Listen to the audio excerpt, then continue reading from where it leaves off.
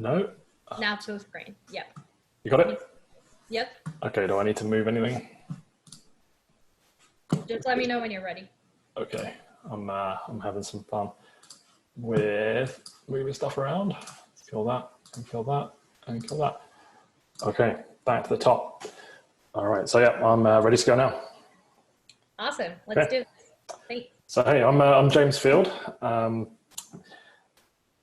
First up, I don't really enjoy talking about myself. So this is either going to be a magical moment or a complete disaster. So let's let you be the judge of how this goes. I am technically innovation manager, but really my job is service design lead. That's my title I go by at a company called Ferguson Ventures. There's my LinkedIn profile at the top there as well. So feel free to connect anyone if you just need someone to chat to, need some help, or just some more connections. So about me, I'm originally from Guildford, England, this little town you see on the right-hand side, little oldie world, and here I am, find myself in Atlanta these days.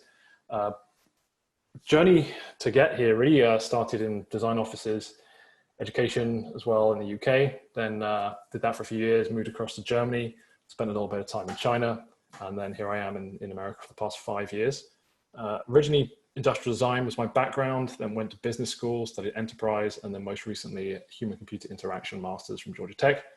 And then I always like to throw in that I have a dog because, you have a dog, you have to be a good person, right? So that try and get people on my side with that. So high level, my design journey, done all kinds of different things really, and that's been very, very deliberate the way I've done that. Industrial design, like I say, is where I started, and then experience design. So this is all about the physical world, physical spaces, physical objects, 3D design, choice of materials, et cetera, how people interact with objects in the physical world. So that's my background. That was what I did fairly recently as well. But then I also spent some time with Adidas, Reebok, companies like that, doing sportswear, graphic design, surface design, color choices, moods, trends, that kind of thing. Really interesting roles there. Also enterprise and strategic design. So this is really applying my business school learnings to really get to the data behind design, really work with leadership in companies, data-driven design, really being a bit more robust in the value, the ROI on design. And then really, I just also want to call out that Service Jam is where I started off on my journey with service design. So that's how I met a lot of the people that are on this call today. That's how I got involved with the community. So big plug for the Service Jam. I think that really, really helps you get a grounding in what service design is. And that ultimately led me to becoming a service designer.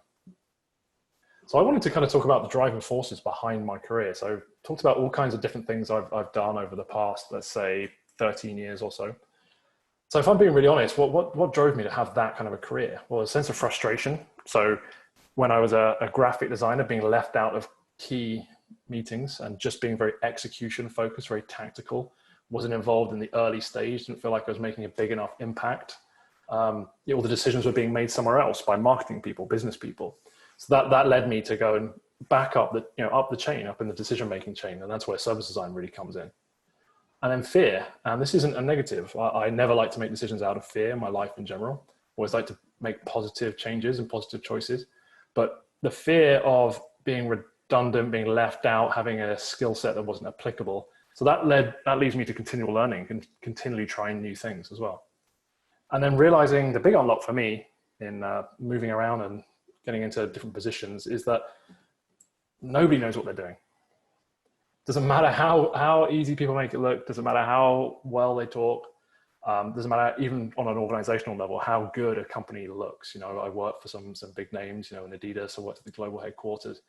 Everywhere is a mess, everybody's a mess, everybody's making it up as they go along, which means that no one should have the fear to think that they're not an expert and can't do things. So if you want to try service design or any other type of design, just applying techniques, you just have to go out and do these things and not ask for permission. So that would be my general advice, and that's certainly taken me a long way.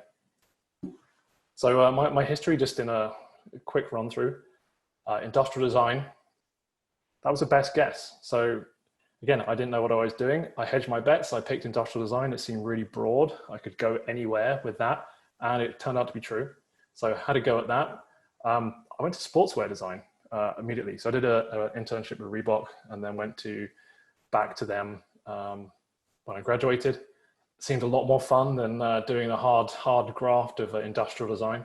But then I kind of looked around that room and I realized, hang on a second, everyone here is kind of young and I don't know what happens after this. So took the opportunity to get some money rather than taking a move with that company, went back to business school, try and get a real job, ended up going the startup route, being a freelancer, thinking, isn't this great and exciting doing my own thing? So nice not having a boss.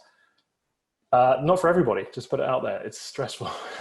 So I found that actually when Adidas came knocking and said, hey, we'd like to offer you this really interesting job starting a new brand with Adidas over in Germany, I thought, yes, I'll definitely have a bit of that. Let me go back to the comfortable corporate world and have that kind of innovation startup mentality within a corporate environment, very, very safe. So that's what I've done ever since, really. I went to, in reality, when I first moved to America, I did experience design, moved up to a good position there. And then that ultimately led me to moving across to Ferguson Ventures. And if I describe what they do, Ferguson, let's maybe just say they're the toilet people. We do all kinds of plumbing equipment. Seems a really strange thing to do, but actually there's a lot of service design to go on there. So that's what excites me, getting into new industries, new areas, trying to be the first person on the ground and really set up service design. Like I said, nobody knows what they're doing, so just have the courage to go out there and do it. You often know way more than other people. And then I'll stop talking, but here's, if we're talking about service design, here's my opinion of what it means to be a service designer. Maybe it's helpful for some people. It's really about empathy for both sides, front of house and back of house, the business and the customer, and then just using your skills to help people get together and make services a reality. Okay, so that's everything from me. Thank you very much.